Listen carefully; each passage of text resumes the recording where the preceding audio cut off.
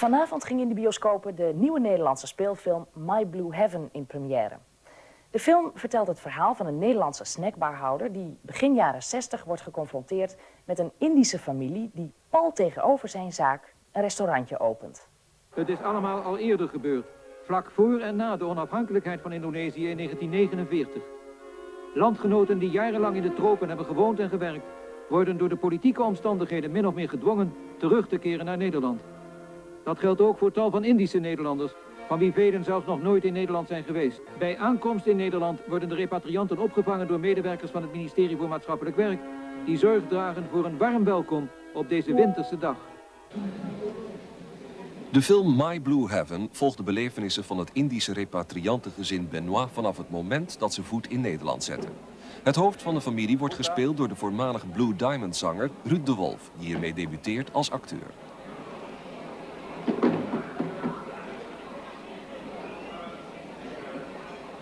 Benoit?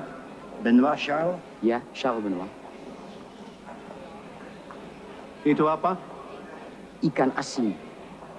Ikan asin. Gezouten vis. Van de tijd dat hij als 8-jarig jongetje zelf naar Nederland kwam, herinnerde hij zich niet zoveel meer. Welkom in Nederland. Toen ik dus hoorde dat ik de rol kreeg, toen heb ik echt met oudere Indische mensen moeten praten om erachter te komen hoe die situatie was in de jaren 50. Nog eens aanstippen dat... nou, ik was 8 jaar toen ik naar Nederland kwam.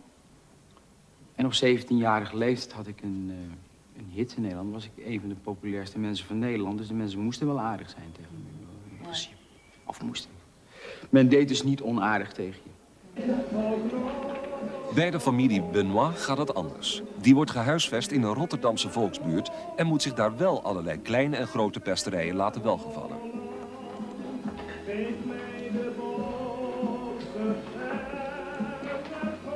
Mogen wij een biertje en een pijtje, alstublieft? Een pijntje? Wat is dat voor taal? Dat is een pijtje. Dat is jenever. Nou, zeg het dan. Jenever.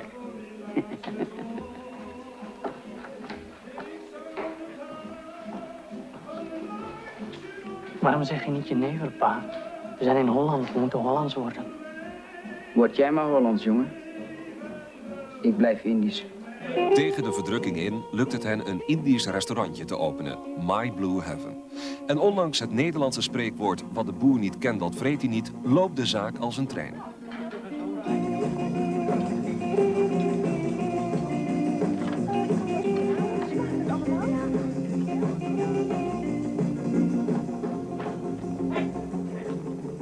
Dit alles wordt met ledenogen aanschouwd door de nogal racistische café-annex snackbarhouder Van den Broek, die zijn zaken hard achteruit ziet lopen. Het gaat dus eigenlijk in tolerantie ten opzichte van buitenlanders. En van anders gekleurden. En dat is zo actueel als maar wat natuurlijk. Of hem dat aanspreekt? Ja, ik denk dat iedereen dat wel aanspreekt.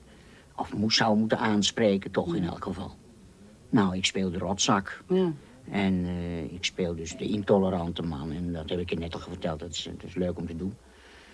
Maar ja, god, daar hoeven we niet over te praten eigenlijk. Ligt zo voor de hand dat we daar niet voor zijn.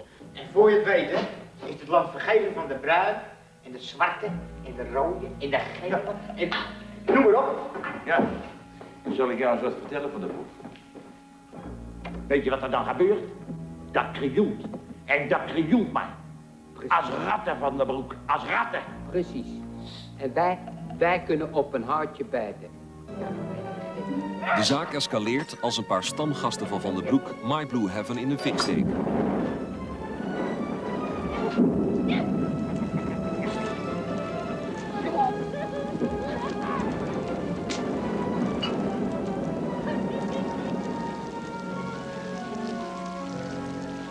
My Blue Heaven werd geregisseerd door Ronald Beer, die hiermee zijn eerste grote speelfilm heeft voltooid. Hij schreef tevens het scenario. Actie.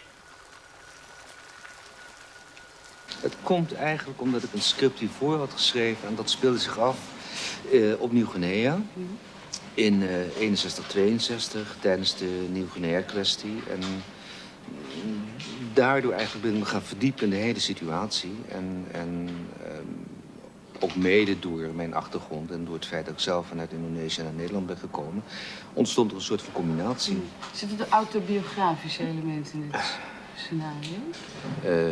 Ja, maar voor een heel klein gedeelte. Ik kan me bijvoorbeeld zelfs niet meer herinneren hoe ik aangekomen ben in Nederland. En ik heb mijn moeder moeten vragen hoe het was. En zij vertelde me dat we in de zomer aankwamen. En dus totaal niet in de winter zoals deze familie Benoit. Alles komt uiteindelijk op zijn pootjes terecht wanneer de zoon van Van den Broek trouwt met de dochter van Benoit. Die zoon wordt gespeeld door Koen Wouters, de immens populaire zanger van de Belgische popgroep Clouseau. Ik ben ongelooflijk zenuwachtig. Ik ga hier zelfs trouwen. Ja. Ben je blij dat het alleen maar film is of ben je wel een man voor het huwelijk? Absoluut. Ja, ik ben een man voor het huwelijk, maar ik ben nu nog een jongen, dus tegen dat ik man ben zal ik voor het huwelijk zijn. Nee, dat is nog voor heel lang later. Ben je een beetje tevreden met je bruid? Ja, absoluut. Absoluut. De keuze is voor mij gemaakt en de mensen die het gekozen hebben, hebben goed hun best gedaan. Ja, Yvonne is, Brenda in de film, Yvonne in het echt, is een heel lief kind. Vrouw, zal ik maar zeggen. Ja, ik ben daar niet mistevreden mee. Don't you know I've got to find me a home right now in your arms.